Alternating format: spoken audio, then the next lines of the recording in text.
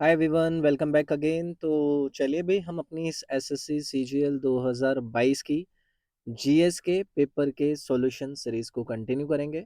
अभी तक 8 शिफ्ट की जीएस के क्वेश्चंस को हमने डिस्कशन किया, जिसके अंदर जो भी एक्स्ट्रा डिटेलिंग आपको मैं दे सकता था मैंने आपको देने की कोशिश करी। ये 3 दिसंबर की शिफ्ट 1 का जीएस पेपर का डिस्कशन होगा। पहले हम कंप्लीट जीएस को निपटाएंगे, जिसकी कंबाइंड प्लेलिस्ट का जो लिंक है वो आपको इस वीडियो के डिस्क्रिप्शन में मिल जाएगा। जीएस को कवर करने के बाद फिर हम इंग्लिश, इंग्लिश के बाद रीजनिंग और रीजनिंग के बाद क्वांटिटेटिव एप्टीट्यूड को भी हम पूरा करेंगे। आप मुझे इंस्टाग्राम के इस यूज़र नेम पर जाकर मैसेज ड्रॉप करके अपने डाउट्स पूछ सकते हैं।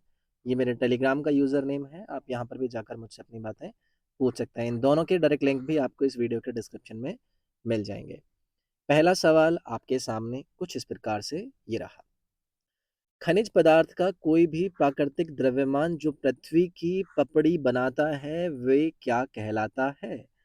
Any natural mass of mineral matter जो कि अर्थ के क्रस्ट को आपका बनाता है कहलाता है क्या? अब देखो, जब मैंने अर्थ के क्रस्ट का जिक्र किया तो आपको यहाँ पर पता होना चाहिए कि अर्थ एक्चुअली में आपकी 3 भागों से मिलकर बनती है, जिसमें कि पहले भाग में आपको नजर आता है आपका क्या, क्रस्ट वाला पार्ट। सेकंड भाग में आपको क्या नजर आता है, आपको मेंटल भाग नजर आता है। और थर्ड भाग में आपको पृथ्वी का कोर नजर आता है, जिसमें आउटर कोर और इनर कोर को हम विभाजित करते हैं। पहली चीज ये। तो आइज फ्रेगमेंट जो अर्थ के क्रस्ट की मैं बात करता हूँ, उसको आप किस नाम से जानते हैं? उसको आप प्लेट्स कहते हैं। अब इन प्लेट्स के कॉम्पोजिशन के अंदर आपको मल्टीपल प्रकार की रॉक्स नजर आती हैं। अगर मैं रॉक्स का जिक्र कर रहा हूं तो रॉक्स में आपको कौन कौन सी रॉक्स नजर आ जाती हैं? एक आपने सुना होगा जिसको हम कहते हैं आपकी इग्नियस रॉक्स। एक आपकी हो जाती हैं सेडिमेंट्री रॉक्स। और तीसरे नंबर पर आ जाती हैं आपकी मेटामॉर्फिक रॉक्स। इनके फॉर्मेशंस, इनके ऊपर पड़ने वाले, इनके अराउंड इनका एनवायरनमेंट, उसके आधार पर इन रॉक्स का हम विभाजन करते हैं। तो अगर मैं क्रस्ट के कॉम्पोजिशन की बात करूं तो आपको यार रॉक्स ही तो देखने के लिए मिलती हैं आपके क्रस्ट के अंदर, और यही आपसे ही पूछ रहा था। अगर मैं क्रस्ट की बात करूं तो देखो, आपकी शुरुआती जो पपड़ी आपको आपकी पृथ्वी की नजर आती है, यानी कि लेयर नजर आती है, आपको क्रस्ट नजर आता है। उसके बाद मेंटल का डीप जाना आपको लगभग 2900 किलोमीटर का थिकनेस दर्शाता है। एंड देन उसके बाद आगे की तरफ आपको आपकी कोर नजर आती है पृथ्वी की। तो फिलहाल मुझसे पूछा गया कि अर्थ की कोर जो क्रस्ट है वो आपकी किससे मिलकर बनी हुई होती है, या फिर उसमें दिखने वाला एनी नेचुरल मास मिनरल मैटर का आपका क्या कहलाता है? तो वो आपका चट्टान या फिर रॉक कहलाता है। ज्योग्राफी से फिजिकल फॉर्म में पूछे जाने वाले आपके सवालों में से एक था, याद रखिएगा। अगला सवाल है, राजश्री शिर्के को कथक में उनकी उत्कृष्टता के लिए 2013 का कौन सा प्रतिष्ठित नृत्य पुरस्कार दिया गया? अब देखो, आप में से कई सारे लोग ऐसा सोच सकते हैं कि यार ये नाम तो चलो हमें दे दिया, राजश्री शिर्के शिर्के, और 2013 के अंदर इनको कौन सा अवार्ड दे दिया गया था? यार ये क्या तरीका है इनका, ये हमसे ये पूछ रहे हैं। तो एक्चुअली में हाल ही में एक जगह पर इनको अपॉइंट करा गया था। कहाँ पर अपॉइंट करा गया था, मैं यहाँ पर लिख देता हूँ आपका, लसिया centre of dance education and research, इसकी प्रिंसिपल पद पे इनकी नियुक्ति करी गई थी। अपने आप में एक बड़ा, ये आप ऐसे मान लीजिएगा कि एक सेंटर है, कथक और भरतनाट्यम से संबंधित यहाँ पर डिप्लोमा दिए जाते हैं, उसके प्रिंसिपल पद कर इनकी नियुक्ति करी गई थी। क्यों? क्योंकि अपने आप में एक बहुत बड़ी थ्योरिस्ट और एस्टीम्ड स्कॉलर भी है ये। ठीक है। और अलग अलग जगहों पर इन्होंने अपना योगदान दिया है। संगीत नाटक एकेडमी पुरस्कार 2013 इनको कथक को लेकर दिया गया था। तो यहाँ पर आपका संगीत नाटक अवार्ड इनको 2013 का जो प्राप्त करा था इन्होंने, उसको लेकर सवाल पूछ लिया था। ठीक है। तो करंट अफेयर में जब किसी भी ऐसे आप किसी अपने आर्ट एंड कल्चर के एरिया से आने वाले किसी पर्सनालिटी का नाम सुना करें, तो एक बार उसके पास्ट के ऊपर भी आप नज़र घुमा लिया करें कि इसने किया क्या है, इन्होंने किस किस चीज़ एरिया के अंदर अपना योगदान दिया है। अगर मैं आपसे पद्मश्री की बात करूं, सभी को पता है कि इंडिया का 4th हाईएस्ट सिविलियन अवार्ड के रूप में आपको नजर आता है। सभी को पता है, पहले नंबर पर भारत रत्न होता है, दूसरे नंबर पर पद्म विभूषण होता है, और तीसरे नंबर पर आपका पद्म भूषण होता है। एंड देन आपका चौथे नंबर पर आता है पद्मश्री। इसके बाद आपको कालिदास सम्मान दिया गया है। कालिदास सम्मान को लेकर पहला सवाल ये पूछा जाता है कि कौन से राज्य में दिया जाता है? तो मध्य प्रदेश एक तो आपको यहाँ पर याद रखना है। और आपका किस फ़ील्ड के अंदर दिया जाता है, तो आर्ट यानी कि कला के क्षेत्र में उत्कृष्ट योगदान को लेकर कालिदास सम्मान को दिया जाता है। नेशनल फ़िल्म अवार्ड को लेकर सबको पता होगा, मोस्ट प्रेस्टिजियस मूवी के अवार्ड शो के रूप में हमारा ये जाना जाता है। इसकी स्टार्टिंग को लेकर सवाल पूछा जाता रहता है, तो 1954 में नेशनल फ़िल्म अवार्ड की शुरुआत को लेकर आपको याद रखना है, ठीक है? अगला देखिए भाई, ओलंपिक 2020 में भारतीय पुरुष हॉकी टीम के कप्तान कौन थे यार? बहुत ही फेमस सा आपका ये व्यक्ति हैं, फील्ड हॉकी खेलते हैं, नाम है इनका मनप्रीत सिंह, ठीक है? अब इनका नाम इसलिए फेमस हो गया कि आप सभी को पता है कि 2020 के समर ओलंपिक गेम्स जिनका आयोजन टोक्यो में कराया गया था, वहां पर इंडियन फील्ड हॉकी टीम कौन सा मेडल जीत कर आई थी? ब्रोंज मेडल जीती थी, ठीक है? उस टीम की कप्तानी कौन कर रहे थे? आपके मनप्रीत सिंह ही कर रहे थे। इसीलिए देखो ये हमें यहाँ पर जानने की ज़रूरत होती है। इसके बाद देखो एक आपको नाम दिया गया है अमित रोहिदास का। ये भी आपके हॉकी प्लेयर ही हैं और आप ये मान लीजिएगा कि ये हमारे इस वाले वर्ल्ड कप के अंदर वाइस कैप्टन के रूप में काम कर रहे थे। उड़ीसा राज्य से आपके ये आते हैं, तो मिस्टर अमित रोहिदास से आप ये याद रख सकते थे। तीसरा है, आपको श्रीजेश रविंद्रन के बारे में पूछा जा रहा है। पहले ये फॉर्मर कैप्टन रह चुके हैं, लेकिन इस साल यानी कि इस वाले आपके वर्ल्ड कप के अंदर ये एज अ रेगुलर खिलाड़ी के रूप में खेले थे और आप सभी को पता है कि डिफेंडर के पद पर काम करते हैं। पद पर काम करते हैं का मतलब डिफेंडर पोजीशन पर रहते हैं, जो कि गोलकीपर आप कह सकते हैं। उसके बाद कृष्ण बी पाठक का नाम आपको दिया गया है, ये भी भारतीय हॉकी प्लेयर के संबंध में इनको जाना जाता है। तो ये कुछ कुछ आपको यहाँ पर जानकारी एक्स्ट्रा याद रखनी है। हिंदुस्तानी शास्त्रीय संगीत की प्रतिपादक गंगूबाई हंगल हिंदुस्तानी ख्याल परिवार के कौन से घराने की एक प्रसिद्ध गायिका थी? देखो, जब हम आर्ट एंड कल्चर की बात करते हैं ना, तो मैं आपसे ये हमेशा कहूँगा कि करंट अफेयर्स में अगर किसी भी आर्ट एंड कल्चर के फील्ड में अपना योगदान देने वाले किसी भी इंडिविजुअल से संबंधित आपको कोई भी न्यूज़ नज़र आ रही है कि उनका देहांत हो गया है, उनको कहीं पर नियुक्त कर दिया गया है, तो यार उनके बारे में आपको उनके बैकग्राउंड को ज़रूर टटोलना चाहिए कि वो कौन से घराना से आते हैं, कौन सी ख्याल फैमिली से आपके आते हैं, किस एरिया से संबंधित हैं, नाम क्या है। तो नाम हमने ये जान लिया, गंगूबाई हंगल का हम यहाँ पर बात कर रहे हैं। और अगर आपसे पूछा जाएगा कि ये आपका कौन से राज्य से आते हैं, कौन से घराना से आते हैं, तो घराना आपको याद रखना है किराना घराना। और अगर राज्य का संबंध आपसे पूछा जाएगा तो वहाँ पर आपको कर्नाटक का याद रखना है कि कर्नाटका से आपके बिलोंग करते हैं। पटियाला की बात करूं, पटियाला घराना से आपको एक बड़ा अगर नाम याद रखना सके तो उसमें आपको मियाँ कल्लू को याद रखना है। मियाँ कल्लू एक बड़ा नाम है जो कि सारंगी वादक है, मैं लिख देता हूँ। सारंगी वादक के रूप में इनको जाना जाता है। पटियाला से आपका इनका संबंध है। आगरा घराना का अगर आपसे पूछा जाए तो आगरा घराना में आपको एक बड़ा नाम याद रखना है जिनका नाम है नौहर बानी, ठीक है? तो ये आगरा घराना के एंसेस्टर के रूप में है। हिंदुस्तानी क्लासिकल वोकल म्यूजिक के अंदर इनका योगदान रहता है। उसके बाद ग्वालियर घराना की बात करूं तो पहली चीज़ एक आपको याद रखना है कि ये आपका ओल्डेस्ट ख्याल घराना है, ठीक है? मैं यहाँ पर लिख देता हूँ। ख्याल घराना में आपको ये देखने के लिए मिलता है ग्वालियर वाला, और मुगल एम्परर अकबर के रूल के टाइम में से ये आपका जो घराना है ये आपका एंसेस्टर के फॉर्म में फॉलो करता हुआ आ रहा है। तो ये चीज़ आपको देखो यहाँ पर याद रखनी है, ठीक है? आगे आइए। अगला सवाल आपसे पूछा जा रहा है कि यदि हम सकल राष्ट्रीय उत्पाद यानी कि जीएनपी से मूल्यह्रास को घटा दें तो हमें प्राप्त होने वाली कुल आय की माप को आप क्या कहोगे? आप नेट नेशनल प्रोडक्ट कहते हो, इतना आसान सा सवाल है। एकदम बेसिक इकोनॉमिक्स के टर्मिनोलॉजी से रिलेटेड सवाल आपसे पूछ लिया। भाई जब मैं आपसे बात करता हूँ किसकी, आपकी जीडीपी की, जीएनपी की, एनएनपी की, तो उसमें बेसिक बेसिक सी आपको टर्म्स नजर आती हैं। अगर आपको देखो नेट नेशनल प्रोडक्ट के बारे में पूछा जाए, जिसको आप एक तरीके से शुद्ध राष्ट्रीय उत्पाद की बात कर रहे हैं, तो इसमें से आपका जो जीएनपी वैल्यू है ना, इस जीएनपी वैल्यू में से आप डेप्रिसिएशन को माइनस कर दीजिए। डेप्रिसिएशन का मतलब क्या है? जो कि आपका कैपिटल स्टॉक के अंदर एक्सपेंडिचर आया है ना, आप उसको माइनस कर दीजिए। तो आपको क्या प्राप्त हो जाएगा? आपका नेट नेशनल प्रोडक्ट प्राप्त हो जाएगा। समझ रहे हो?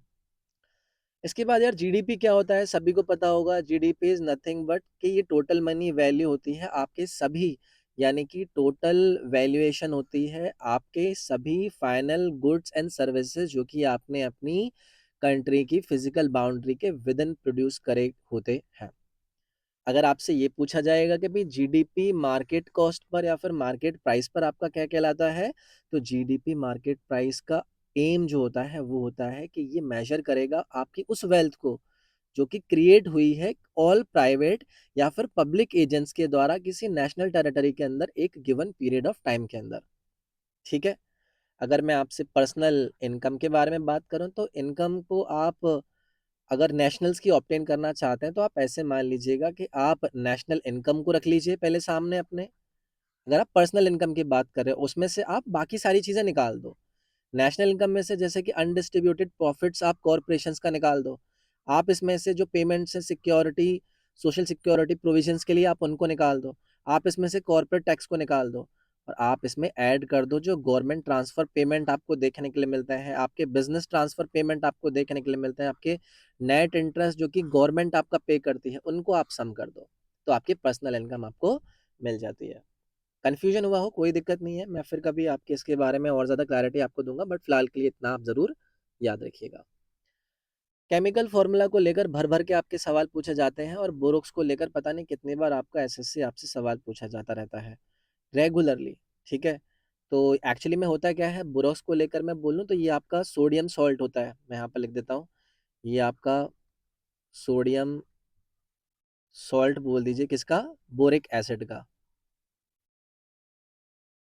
और उसको आप बोलते हैं आपका बोरैक्स और ये रहता है आपका Na2B4O7 एंड 10H2O इसके साथ में आपको नजर आते हैं। ठीक है। याद रखोगे, मेरे ख्याल से इतना ही बहुत है और इसमें आपको क्या ही बताऊं। तो ऐसे जो मल्टीपल आपके कॉम्प्लेक्स केमिकल फार्मूलाज होते हैं तो उनके नेम और उनके केमिकल फार्मूला से रिलेटेड सवाल बनते हैं। आपकी स्टैटिक जीके के फॉर्म में आपके इसी यूट्यूब पर एक वीडियो बना दूंगा, उसमें से आप जरूर ऐसे इंपॉर्टेंट केमिकल फार्मूलाज को देख लीजिएगा। अगला सवाल है, ओयो ने ग्रामीण पर्यटन पहल शुरू करने के लिए जम्मू और कश्मीर प्रशासन के साथ भागीदारी की। इस पहल को क्या कहा जाता है? यार आप में से जितने भी स्टूडेंट हैं आप सभी को पता है कि 2023 के, अगर मैं स्टेट की बात करूं या फिर सेंटर की बात करूं या फिर किसी बड़ी संस्था की किसी दूसरी संस्था के साथ मिलकर किसी चीज़ के इनिशिएटिव को लॉन्च करने की बात करूं, ऐसी रेगुलर चीज़ें मैं आपको आपके इस यूट्यूब पर कराता रहता हूँ। उसी रूप में से आपसे सवाल भी पूछे जाते रहता है। तो उस टाइम का करंट अफेयर का सवाल है कि ओयो ने पार्टनरशिप करी थी जम्मू एंड कश्मीर सरकार के साथ। इनिशिएटिव को क्या कहा जाता है जिसके अंदर ये रूरल टूरिज्म इनिशिएटिव को लॉन्च करने की बात कर रहे थे, इसे कहा गया क्राउन ऑफ इनक्रेडिबल इंडिया। ठीक है। तो ऐसी मल्टीपल स्कीम्स होती हैं। मैं फिर से कहूँगा कि आप मेरे करंट अफेयर की जो टॉपिकल वाइज सीरीज है उसको ज़रूर फॉलो करके रखा करो, जहाँ पर ऐसे सवालों को मैं आपको बताता रहता हूँ। किस राज्य की महिलाओं के लिए अमित शाह द्वारा मुख्यमंत्री श्रमिक कल्याण प्रकल्प योजना की शुरुआत की गई? अगेन देखो भाई, 2023 के जनवरी फरवरी मार्च अप्रैल के मैंने टॉपिकल आपको स्कीम्स, योजनाएं या फिर अनाउंसमेंट कराई हैं। तो चीफ मिनिस्टर श्रमिक कल्याण प्रकल्प स्कीम जिसको लॉन्च करा गया अमित शाह के द्वारा, कौन से राज्य का है ये आपका त्रिपुरा राज्य से संबंधित था। ये तो खैर पुरानी न्यूज़ है, लेकिन अगर मैं हाल ही की न्यूज़ों की बात करूँ तो वो भी देखो मैं आप लोगों के साथ डिस्कस करता रहता हूँ। उसमें भी आपको रेगुलरली अपने आप को एक्टिव रखना है। तो वो जो टॉपिकल मैं वीडियोस डालता हूँ, कभी अवार्ड्स की डालता हूँ, कभी मैं आपको साइंस एंड टेक की डालता हूँ, कभी मैं आपको बुक्स एंड ऑथर से रिलेटेड डालता हूँ, कभी मैं आपको इंपॉर्टेंट स्कीम से रिलेटेड डालता हूँ, मिलिट्री एक्सरसाइजेस से डालता हूँ। उनको हल्के में मत लिया करो, उनको प्लीज़ देखा करो अच्छे से। अगला सवाल है, हैंडबॉल में ड्रिबिंग बंद करने वाले खिलाड़ियों के पास या शॉट के भीतर पास करना क्या होता है? प्लेयर्स जो कि स्टॉप करते हैं ड्रिबलिंग हैंडबॉल के अंदर, दे हैव टू पास या फिर उनको शॉट करना होता है कितने सेकंड के भीतर? तो भैया इनको 3 सेकंड के भीतर करना ही करना होता है हैंडबॉल के अंदर। तो स्पोर्ट्स से रिलेटेड जो आपके कुछ कुछ टर्म्स होते हैं या फिर स्पोर्ट्स से रिलेटेड कुछ फैक्ट्स होते हैं, उनसे सवाल बनता है। जैसे कि यहाँ पर आपसे पूछ लिया कि यार आपकी हैंडबॉल के अंदर ड्रिबलिंग को स्टॉप करना, पास करना और शॉट करने के लिए आपको मिनिमम कितने सेकंड के भीतर करना होता है? तो 3 सेकंड आपको उसके अंदर याद रखना होता है। ठीक है। याद रखोगे। अगला सवाल देखिए, दिल्ली राजवंश के संबंध में निम्नलिखित में से कौन सा क्रम सही है? दिल्ली डायनेस्टीज के संबंध में आपको करेक्ट सीक्वेंस इसके अंदर ढूंढना है। यार देखो कितना आसान सा सवाल है। अम, देखो रूलिंग डायनेस्टी अगर मैं दिल्ली की देखता हूँ तो सबसे पहले आपको राजपूत डायनेस्टी नजर आती है। इसमें से कई सारे लोग इसके बारे में आइडिया ही नहीं रखते हैं, उनको लगता है कि वो तो आपकी सबसे पहले वहीं से हो जाएगी शुरू, कि आपका कुतुबुद्दीन आएगा, कुतुबुद्दीन आएगा। सबसे पहले राजपूत डायनेस्टी आपको दिल्ली के अंदर नजर आती है। उसके बाद आपको नजर आते हैं आपके अर्ली जो तर्किश रूलर्स हुआ करते थे। अर्ली तर्किश रूलर्स के बाद आपको खिलजीज नजर आते हैं। खिलजीज के बाद आपको तुगलक्स नजर आते हैं। तुगलक्स के बाद आपको सैयद नजर आते हैं। सैयद के बाद आपको लोधीज नजर आते हैं। ठीक है, तो ये याद रखिएगा। राजपूतों की बात करूं तो राजपूत रूलर्स का आपको, जैसे कि फॉर एन एग्जांपल तोमर्स का मैं जिक्र कर देता हूँ। तोमर्स ये आपको नजर आते हैं अर्ली 12th सेंचुरी में, 1165 तक इनका रूलिंग आपको यहाँ पर देखने के लिए मिलता है। खिलजीज की बात करूं तो ये किसने इनकी फाउंडेशन करी थी, सभी को पता है, जलाल ने, जलाउद्दीन फिरोज खिलजी ने करी थी। स्टार्टिंग कब करी थी, 1290 में करी थी, और 1290 से ये आपका 1320 एडी तक इसका ये यहाँ पर कार्यक्रम चला था। खिलजी के बाद आपका तुगलक। तुगलक की बात करूं तो तुगलक का आपका फाउंडर कौन था, ये था आपका घियासुद्दीन। मैं यहाँ पर लिख देता हूँ, घियासुद्दीन, घियासुद्दीन तुगलक, और गाजी मलिक भी इसको आप बोल सकते हैं। ठीक है, गाजी मलिक के नाम से भी पूछ लिया जाता है कभी कभी। और इसका टाइम पीरियड आप सभी को पता है, 1320 से लेकर 1413 तक आपको खलजी नजर आता है। तुगलक की बात करूं, तुगलक में कौन नजर आएगा, तुगलक में आपका बता तो दिया मैंने, तुगलक की तो जिक्र कर रहा था, तो इतना आप याद रख लीजिएगा फिलहाल इससे। चलो आगे बढ़ते हैं। निम्नलिखित में से कौन सा ई कॉमर्स का वर्गीकरण नहीं है, यानी कि कौन इसमें क्लासिफिकेशन नहीं है ई कॉमर्स का। आपने पिछली वाली क्लास के अंदर भी देखा होगा कि मैंने ई कॉमर्स के संबंध में आपसे कुछ फैक्ट वहां पर डिस्कशन किए थे। अब देखो यहाँ पर आपको कुछ कुछ टर्म्स दी गई हैं, जैसे कि B2C, D2D, C2C, B2B। तो आपसे पूछा गया है कौन नहीं है आपके ई कॉमर्स में से, इनमें से क्लासिफिकेशन वैल्यूएशन किसके अंदर नहीं आती है। देखो, जब मैं B2C की बात करता हूँ, यानी कि बिजनेस टू कंज्यूमर की बात करता हूँ, तो ये बिजनेस टू कंज्यूमर मार्केटिंग की बात करता है, जहाँ पर कंपनी अपनी गुड्स को सेल करने, सर्विसेज को सेल करने के लिए डायरेक्टली कंज्यूमर्स की बात करती है। तो ये बिल्कुल आपका ई कॉमर्स के क्लासिफिकेशन के अंदर आता है। उसके बाद आपको यहाँ पर C2C की बात करूँ, ये कंज्यूमर कंज्यूमर वाला एंड होता है, जिसमें कि प्राइवेट कंज्यूमर डील करता है गुड्स और सर्विसेज को किसी और बिजनेस के बिना इन्वॉल्वमेंट के किसी दूसरे कंज्यूमर के साथ। और बिजनेस टू बिजनेस भी इसमें आपका एकदम सही है, ये D2D का कोई मतलब नहीं है यहाँ पर। ठीक है, जबरदस्ती का आपका घुसा दिया है, तो ये आपका नहीं एसोसिएटेड होता है ई कॉमर्स से। डिस्ट्रीब्यूटर डिस्ट्रीब्यूटर वाला कोई सीन नजर नहीं आता है आपको। ठीक है, ई कॉमर्स का क्लासिफिकेशन में इसका कोई जिक्र नहीं होता है। 5 एसेंशियल कैटेगरीज आपको नजर आती हैं ई कॉमर्स के अंदर, जिसमें कि एक हमने B2B जान ली, B2B हमने जान ली, आपकी B2C हमने जान ली, C2C हमने जान ली। इसके बाद एक B2C भी होती है, B2C हमने यहाँ पर जान ली थी ना। B2B हो गया, मैं यहाँ पर लिख देता हूँ चलो आपके लिए। ये आपका बिजनेस टू बिजनेस हो गया, ये हमने जान लिया। बिजनेस टू कंज्यूमर हमने जान लिया। बिजनेस टू गवर्नमेंट एक आपका होता है, उसके बाद कंज्यूमर टू बिजनेस एक आपका होता है, और एक आपका कंज्यूमर टू कंज्यूमर। ये 5 क्लासिफिकेशन होते हैं आपके ई कॉमर्स के अंदर। ठीक है, आगे आइए। अक्टूबर 2022 में मेघालय के नए राज्यपाल के रूप में किसने शपथ ली। देखो, गवर्नर की नियुक्तियां अलग अलग राज्यों के अंदर या फिर किसी भी बड़े संस्थान के अंदर किसी की अगर नियुक्ति होती है तो इम्पोर्टेंट सवाल हो जाता है। उस टाइम पर B.D. मिश्रा मेघालय के गवर्नर के पद पर वहां पर शपथ लिए थे, तो इसलिए आपका ये सवाल इम्पोर्टेंट हो जाता है। ठीक है, तो ये आपको याद रखना है, बाकी ये रेगुलर रहता है, समझ रहे हो। तो इनको एडिशनल चार्ज दे दिया गया था, और मेघालय से साथ साथ ये अरुणाचल प्रदेश के गवर्नर के पद पर भी काम कर रहे थे उस टाइम पर। तो ये तो करंट अफेयर का सवाल था। आगे बढ़ते हैं। अगला सवाल पूछा जा रहा है कि मनुष्य में कोशिका विभाजन के कितने मुख्य प्रकार हैं। There are how many types of cell division in humans. यार ये कितना बेसिक से सवाल है। आपको 2 प्रकार के सेल डिवीजन नजर आते हैं, तो पहली चीज ये, कल को आपसे पूछ लिया जाएगा कौन कौन से, तो इसमें आपको याद रखना है, एक तो आपका कहलाता है माइटोसिस, और दूसरा आपका कहलाता है मियोसिस।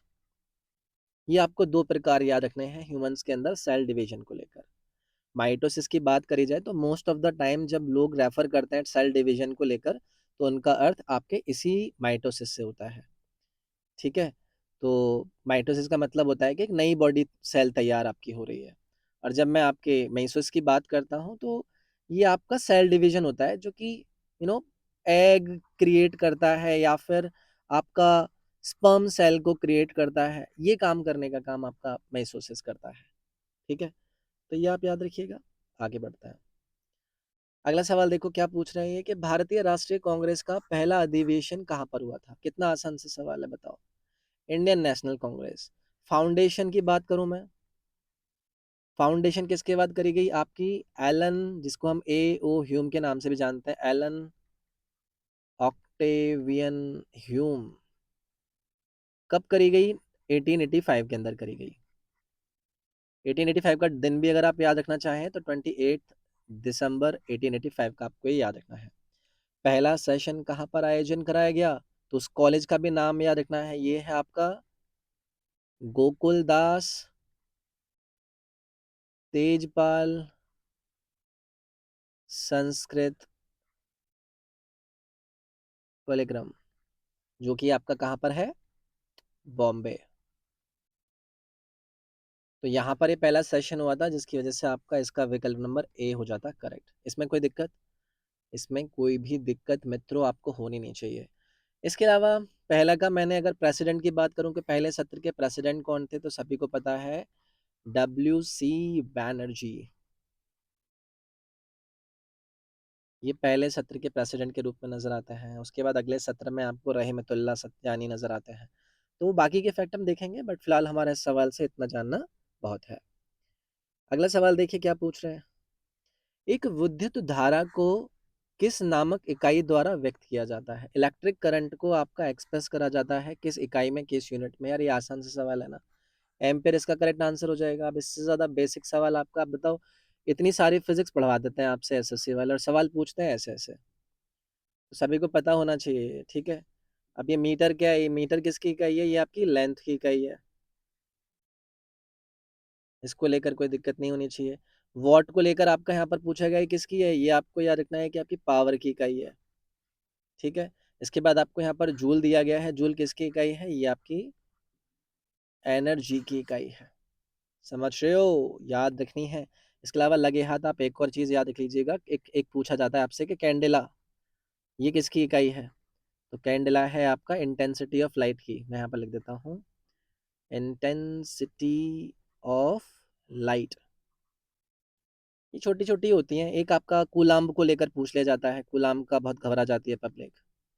ठीक है, कूलाम्ब आपका किसकी इकाई होती है, ये आपकी चार्ज यानी कि आवेश की इकाई होती है। ठीक है, बाकी तो सब आपको पता ही होता है। आपसे पूछा गया है जो लिथोस्फेयर है वो कितना थिक है। आपका देखो ये सवाल किससे बन गया, आपके ज्योग्राफी से बन गया।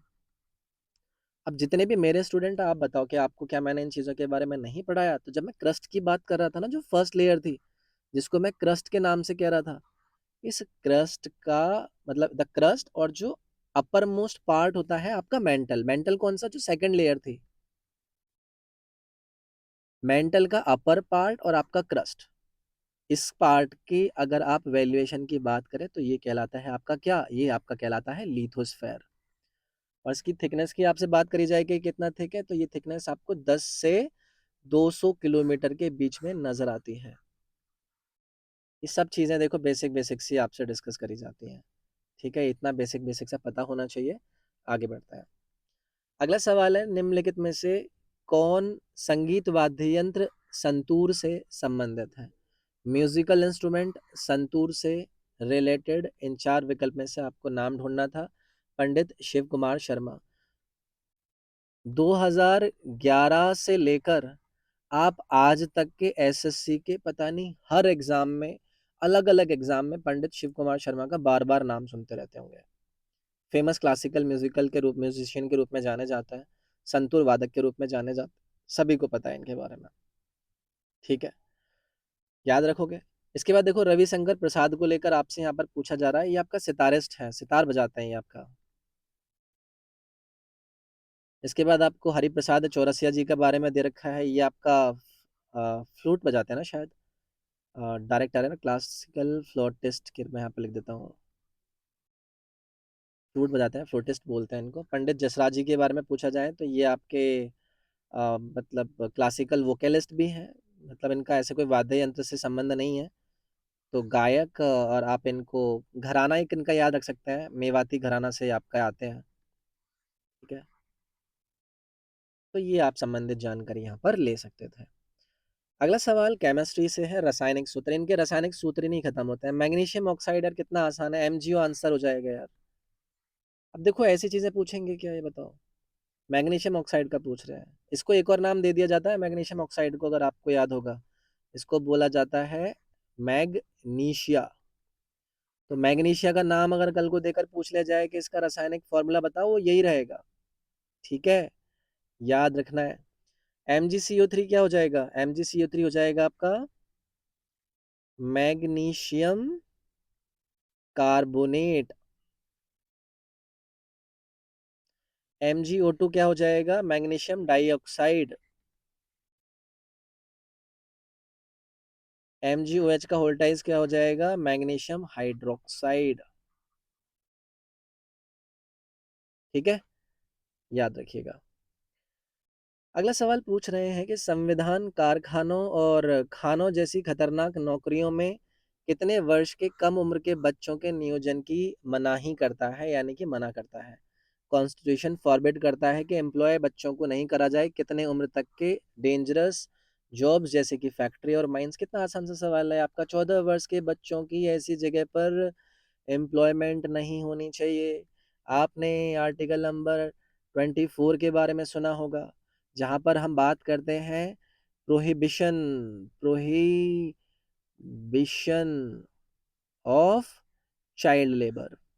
समझ रहे हो। तो 14 साल के बच्चों को आप एंगेज नहीं करोगे ऐसे हजार दस जगहों पर, जिसकी वजह से अगर कोई करता है तो 6 मंथ की सजा हो सकती है उसको। ठीक है, तो 14 वर्ष इसकी आयु होती है। अगला सवाल पूछ रहे हैं कि निम्नलिखित में से कौन सा प्राकृतिक तंतु नहीं है, नेचुरल फाइबर। इन चार विकल्प में से कौन सा नहीं है नेचुरल फाइबर। क्या लाइनन आपका एक नेचुरल फाइबर है, जी है। क्या कॉटन आपका एक नेचुरल फाइबर है, जी है। क्या जूट आपका एक नेचुरल फाइबर है, जी है। लेकिन अगर बात हो रेयन की, तो रेयन आपका सिंथेटिक फाइबर्स के रूप में जाना जाता है। अब कर मैं नेचुरल फाइबर्स की बात करूं, क्या होता है, ये आपके ऑप्टेंड होते हैं आपके प्लांट्स से, आपके इंसेक्ट्स से, आपके वॉर्म्स से। इन्हें कहते हैं हम नेचुरल फाइबर्स। सिंथेटिक फाइबर्स जो कि मैन मेड होते हैं, इसमें मेनली आपको रेयन नज़र आ जाएगा। रेयन के साथ साथ और बहुत सारे आपको नज़र आ जाएंगे। आपको टेरी क्लोथ नज़र आ जाएगा, टेरी क्लोथ नज़र आ जाएगा आपको, टेरिलीन नज़र आ जाएगा। ये आपके सिंथेटिक फाइबर्स होते हैं। ठीक है, अगला सवाल आपसे पूछा जा रहा है कि निम्नलिखित में से कौन सा कथन भारत के राष्ट्रपति के चुनाव के संदर्भ में सही नहीं है। नॉट करेक्ट है। Election of president of India की हम यहाँ पर बात कर रहे हैं।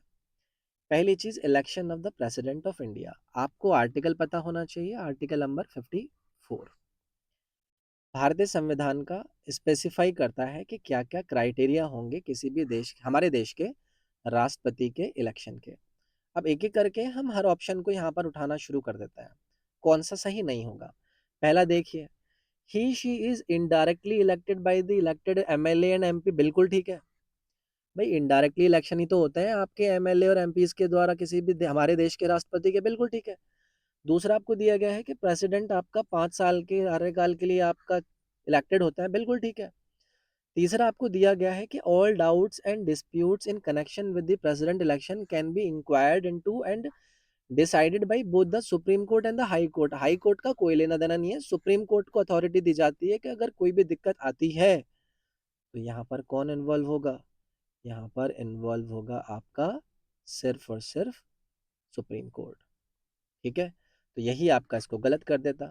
चौथा, आपको election takes place in accordance with the principle of proportional representation. ये भी बिल्कुल ठीक है कि आपके आनुपातिक प्रतिनिधित्व के सिद्धांत के अनुसार राष्ट्रपति का चुनाव होगा। निम्नलिखित में से किसे तमिलनाडु में नव वर्ष के रूप में मनाया जाता है, नए साल के रूप में तमिलनाडु में मनाए जाने वाले आपको त्योहार के बारे में पूछा जा रहा था। ये रहेगा आपका पुथंडू। ठीक है, तो तमिल कैलेंडर के पहले दिन के रूप में पुथंडू आपका हर साल तमिल हिंदूज के द्वारा ऑब्जर्व करा जाता है। इम्पोर्टेंट आपका ये रहेगा, तमिल भारत के अंदर या फिर श्रीलंका के अंदर जितने भी रहते हैं वो आपका एक इम्पॉर्टेंट फेस्टिवल पोंगल को भी सेलिब्रेट करता है। ये हार्वेस्टिंग सेलिब्रेशन होता है। ठीक है, इसको हार्वेस्ट सेलिब्रेशन के रूप में सेलिब्रेट करता है।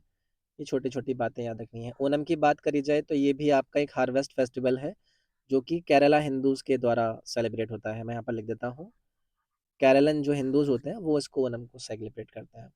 उगाड़ी की बात करूँ या फिर उगड़ी की बात करूँ तो ये आपका न्यू ईयर का दिन है। आंध्र प्रदेश, तेलंगाना या फिर आपके कर्नाटका के रीजन के अंदर आपका ये सेलिब्रेट होता है। तो मैंने यहाँ पर बात करी थी पुथंडू, तमिलनाडु के नववर्ष के रूप में सेलिब्रेटेड एक इम्पॉर्टेंट त्योहार है। अगला सवाल है, 11वीं शताब्दी की शुरुआत में चोल राजा राजेंद्र प्रथम ने एक शिव मंदिर का निर्माण किया था और इसे किससे जब्त किए गए सूर्य पीठ से भर दिया। अर्ली 7th सेंचुरी के अंदर चोला किंग राजेंद्र वन ने एक शिव टेम्पल का बिल्ड किया and filled it with sun pedestal seas, जो कि उन्होंने किए थे किससे, ये आपको बताना है। तो दोनों ने ये जो आपका सन पेडेस्टल यहाँ पर सीज किए थे वो चालुक्यास से किए थे, ठीक है। तो 11th सेंचुरी के अंदर राजेंद्र वन ने ये आपका टेम्पल बनाया है, शिव टेम्पल है, और चालुक्यास से छीने गए और उनसे सीज करे गए ये सन जो सूर्य पीठ है उससे इनको फिल कर दिया था। इसको लेकर काफ़ी जानकारी भी मिल लेती है आपके अलग अलग इंस्क्रिप्शंस के अंदर। दिए गए 4 विकल्प में से वो कौन सा आपका ऑफिस था, पद था, जो कि हेल्ड नहीं करा गया पोइट हरिसेन के द्वारा। निम्नलिखित में से कौन सा पद कवि हरिशेन के पास नहीं था, ये आपसे पूछा गया है। तो आपको ये पता होना चाहिए कि भाई ये कौन है। तो हरिसेन की जब कभी भी बात होती है तो पहली चीज़, इनका संबंध समुद्रगुप्त से होता है, ठीक है। यहाँ पर लिख देता हूँ, समुद्रगुप्त। ये गुप्ता एम्परर थे। हम पॉइंट करते हैं हरिसन को इनके कोर्ट पोइट के रूप में। और 33 जो लाइन आपको इलाहाबाद प्लेस इंस्क्रिप्शन के अंदर देखने के लिए मिलती है वो आपकी हरिसेन के द्वारा ही लिखी गई थी। कौन सा ऑफिस इसके द्वारा नहीं था, इसके पास कौन कौन से थे वो याद रखिएगा, संदीप विग्रही का, महादंड नायक और कुमार अमात्य, ये इनको ऑफिस दिए गए थे। ये वाला ऑफिस नहीं था इनके पास, नागा शेठ ही। तो ये आपका करेक्ट हो जाता। ये है आपकी इस शिफ्ट के जीएस का अंतिम सवाल। कैल्शियम कार्बोनेट से बनी चट्टानों के साथ मिलकर पाया जाता है क्या? What is found in association with rocks composed of calcium carbonate? तो ये होता है आपका लाइमस्टोन, चूना पत्थर, ठीक है। तो रॉक्स जो कि आपके कैल्शियम कार्बोनेट या फिर कैल्शियम एंड मैग्नीशियम कार्बोनेट के साथ मिलती हैं, वहाँ पर आपको लाइमस्टोन का साथ ज़रूर मिलता है, ठीक है भाई। तो ये चीज़ थी, बाकी का आप समझते ही हैं कि वीडियो अगर अगर आपको पसंद आती है तो लाइक कर सकते हैं, वीडियो को शेयर ज़रूर कीजिएगा, चैनल को सब्सक्राइब भी कीजिएगा और इसके साथ जो घंटी है उसको ज़रूर बजाइएगा ताकि सारे नोटिफिकेशंस आपको मिल जाएं। नेक्स्ट वीडियो में मिलूंगा आपके साथ, अपना ख्याल रखिएगा, थैंक यू। एक बार डिस्क्रिप्शन को चेक कर लीजिएगा, डिस्क्रिप्शन में जो भी इंपॉर्टेंट लिंक्स हैं उनको एक बार एक्सेस करके देख लीजिएगा। Bye bye.